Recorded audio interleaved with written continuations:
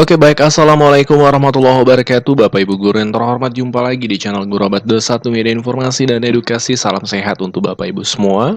Nah, di video kali ini kami akan menyampaikan update jadwal untuk pencairan tambahan 1 bulan tunjangan sertifikasi Bapak Ibu. Nah, hal ini juga sesuai dengan pertanyaan dari subscriber ya Bapak Ibu. Nah, per hari ini ada pertanyaan masuk seperti ini. Pak Admin, apa benar ada tambahan 100% tunjangan sertifikasi dalam gaji 13 tahun ini? Kan beberapa daerah terpantau sudah pencairan gaji 13. Nah, jadi 100% ini sebelum kita lanjut, 100% yang dimaksud ini adalah 1 bulan TPG. Saya tahu dengan kata lain 1 kali gaji pokok tambahannya dalam gaji 13. Dan bukan hanya gaji 13, THR pun seperti itu Bapak Ibu. Kemudian poin berikutnya yang harus kita pahami, benar bahwa pemerintah menetapkan guru dapat diberikan 1 bulan TPG dalam THR dan gaji 13 tahun 2024 Bapak Ibu. Hal tersebut diatur dalam peraturan pemerintah nomor 14 tahun 2024 dan juga bahkan disampaikan secara langsung oleh Menteri Keuangan, Ibu Menteri, kemudian Pak Menteri Pan-RB dan Menteri Dalam Negeri. Nah Bapak Ibu, terkait hak pencairannya memang betul, terkait tambahan 1 bulan dalam THR kemarin itu, belum semua daerah pencairan ini fakta di lapangan yang harus kita sampaikan. Tapi di satu sisi, terpantau sudah ada beberapa daerah.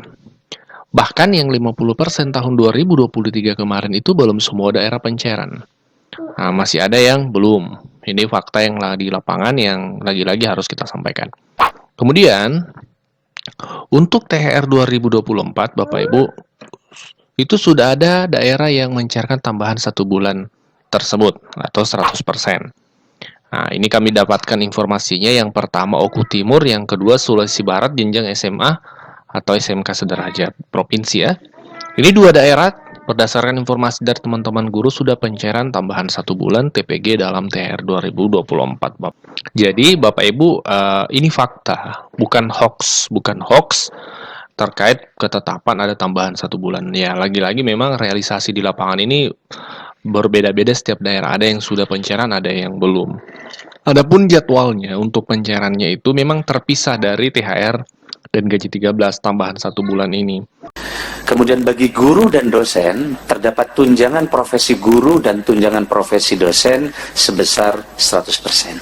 Kami kira ini untuk melengkapi yang lain tadi telah disampaikan oleh Bu Menteri Keuangan. Baik, maturun Bu Menteri Keuangan, Pak Mendagri dan para sekjen. Ada kiriman pantun buat Bu Menteri ini. Wah, pergi ke kebun melihat badak, diberi minum pakai ember. Tidur malam sudah tidak nyenyak lantaran menunggu pengumuman THR. Dan hari ini Bu Menteri mengumumkan, saya kira ini sudah nanti teman-teman bisa ada kepastian, bisa tidurnya. Cuman ada pertanyaan, siapa saja yang dapat THR ini? Apakah honorer dapat?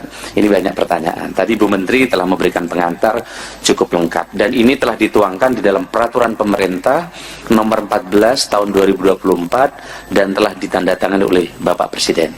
Atas dorongan Ibu Menteri Keuangan, ini lebih cepat saya kira perpesnya, dan kemarin kita tanda tangan tidak lagi di kantor masing-masing, tapi tanda tangan di Sesnek, sehingga ini bisa kita terima hari ini. Nah, siapa saja penerima THR dan gaji ke-13 tahun 2024? Satu adalah PNS dan calon PNS. Yang kedua adalah P3K, jadi honorer yang sudah diangkat P3K, mereka berhak menerima. Prajurit TNI, anggota Polri, pejabat negara, Wakil Menteri, staf khusus lingkungan KL, Dewan Pengawas KPK, pimpinan dan anggota DPRD, hakim ad hoc, pimpinan, anggota dan pegawai non-aparatur sipil negara LNS. Bapak sekarang kami hormati, komponen apa saja yang akan mereka terima bagi pegawai ASN dan bagi pensiunan. Pertama, untuk bagi pegawai ASN, pertama adalah gaji pokok, mereka terima. Yang kedua adalah tunjangan keluarga, tunjangan pangan, tunjangan jabatan atau tunjangan umum, kemudian 100% tunjangan kinerja bagi ASN di KL pemerintah pusat, setinggi-tingginya 100% tambahan penghasilan pegawai atau TPP bagi ASN di instansi daerah, tentu disesuaikan dengan kemampuan keuangan daerah. Tadi Pak Mendagri sudah menyampaikan di sebelum rapat ini. Yang berikutnya adalah untuk bagi pensiunan, penerima pensiun dan penerima tunjangan.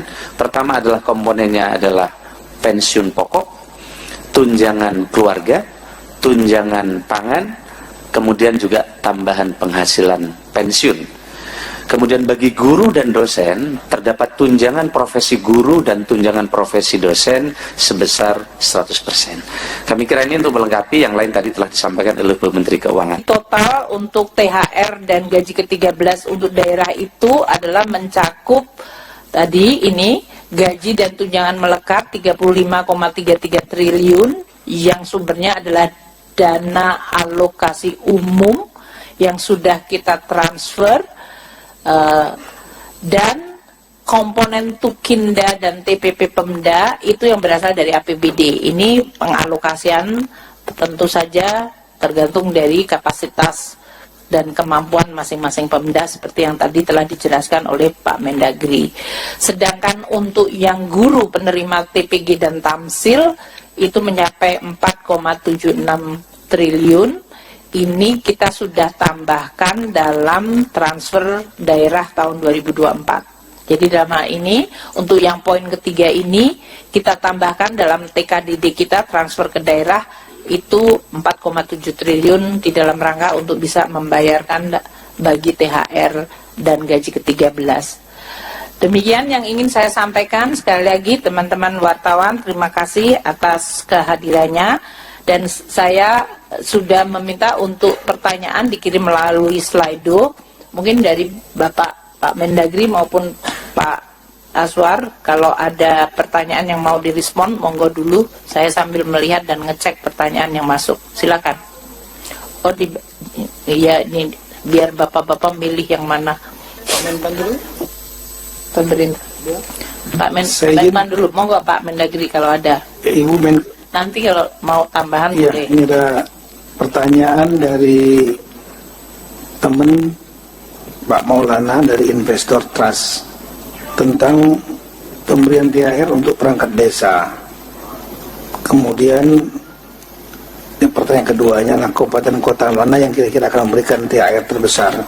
Kita perkirakan yang akan memberikan THR terbesar adalah DKI, karena DKI standarnya ada tinggi, dan kemudian mereka memiliki kapasitas fiskal cukup kuat, ya, 80-an triliun, dan PAD-nya itu 73% kalau tidak salah.